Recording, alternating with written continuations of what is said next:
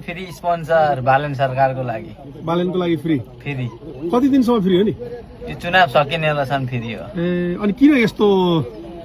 अब चाहिँ दलेर भ्रष्टहरू पाल्नु भन्दा टोलेर झोले बढी पाल्न लाग्यो अन्य दलले त्यही कारणले चाहिँ अब चाहिँ बालन सरकार आएपछि टोलेर झोलेको दिन सकिए काम गरेर खानेका दिन आउँछन् त्यसैको लागि 1 महिना स्पोन्सरै भइरहेछ 1 महिनासम्म तपाईँ मजासँग घुम्नुहुन्छ मजाले आफ्नै तेल हालेर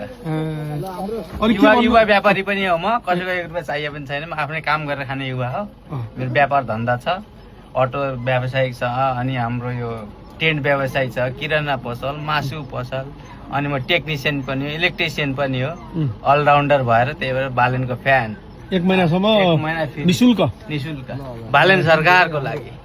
चुनावसम्म तपाईँ यसरी घुम्नुहुन्छ 1 महिना आफ्नै तेलमा पार्टीको तेल पनि चाहिएको मलाई टोलेर झोले पाल्नेवाला नेताहरू चाहिएको छैन त्यही भएर चाहिँ बालन सरकारमा त्यति आशा टोलेर झोलेको दिन सकिने भन्ने त्यही भएर हिँडिरहेको छु म चाहिँ बालन सरकारको लागि के भन्नुहुन्छ नि तपाईँ अरूलाई चाहिँ के भन्नुहुन्छ तपाईँ अरूलाई के भन्न चाहन्छु भने हामी चाहिँ अब यो दलको झोले दास चाहिँ हुने होइन अब हामी चाहिँ नेताहरूको चाकरी गर्ने होइन हामीलाई चाहिँ बुद्धि भएका युवा जोस जाँगर काम गर्ने खालको नेतृत्व चाहिएको छ त्यसैले